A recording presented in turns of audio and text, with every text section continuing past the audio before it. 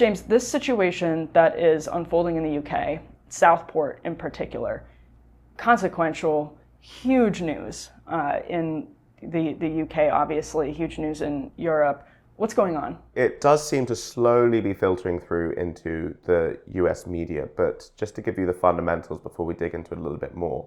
Southport is a city in the northwest of England, just north of Liverpool and Manchester. And a few days ago, 3 girls were stabbed to death at a dance class. Now, this led to a huge reaction because misinformation started flying about on social media, and it was assumed or claimed that the man in question was an asylum seeker and he was Muslim. This was a man who was the child of Rwandan immigrants, which is a 99% Christian country. So not only was he not an asylum seeker, it's likely that he was not Muslim either. So 2 big pieces of information. But what then happened, this took off and protesters started throwing bricks at the local mosque. They started attacking police, and protests spread to other parts of the country, places like Hartlepool. Hundreds gathered in Westminster itself to protest what had happened. So very ugly scenes at the moment.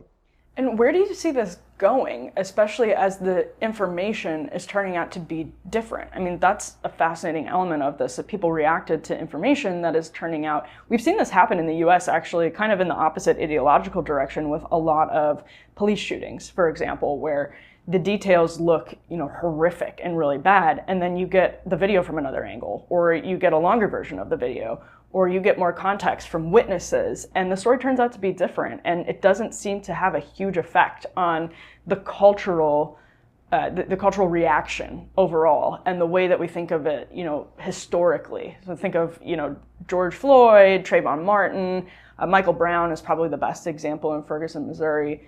Where do you see this going then ahead? What initially happened was there was a story that this man was an Islamic asylum seeker, and it was picked up by the likes of Andrew Tate, Tommy Robinson, who is the former leader of the English Defence League, which is a far-right organisation in the UK, and also Nigel Farage.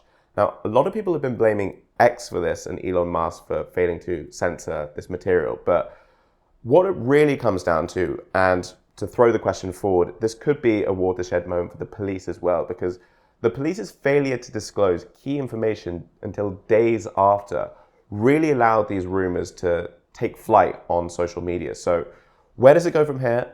Hopefully, the police will start to get in gear a little bit more and start to respond to the public's needs and desire for information and release that information earlier.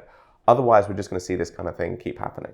Yeah, I was going to say, that's if there were no social media, if hypothetically we could wave a wand and get rid of social media but still be in the year 2024, if the police aren't releasing information, people are still going to be speculating wildly on bar stools at pubs and at church and at neighborhood gatherings. There's still, the disinformation is just people speculating. The difference with social media is that you publish it.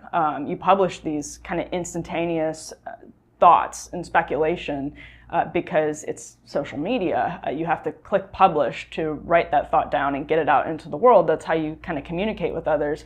But you would be doing the same thing on a bar stool because that's how we are as human beings. So it's weird from my perspective to say that this means social media should be censored.